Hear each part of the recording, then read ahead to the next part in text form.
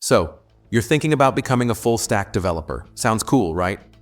Well, not so fast. Let's talk about why being a full-stack dev might not be the dream you think it is. 1. Jack of all trades, master of none. Sure, you dabble in both front-end and back-end, but can you really master both? Specialists go deep. Full-stack devs, often stretched thin, struggling to keep up. 2. The never-ending learning curve. React, Node.js, databases, UI frameworks, security. The list never ends. Tech keeps evolving, and staying sharp on both ends? Brutal. 3. Big companies love specialists. Startups? Full-stack devs are MVPs. But big companies? They want experts, niche masters, full-stack roles. Sometimes they don't even exist. 4.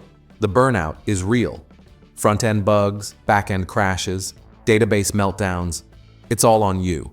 Juggling it all can wear you down, fast. 5. More skills, more pay. Think mastering both sides of the stack guarantees a fatter paycheck? Not always.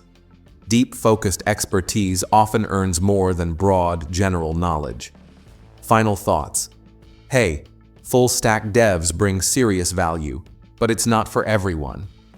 If you thrive on variety and love solving problems across the stack, go for it. But if you want to go deep, be the best in one lane. Specializing might be the smarter play. So what do you think?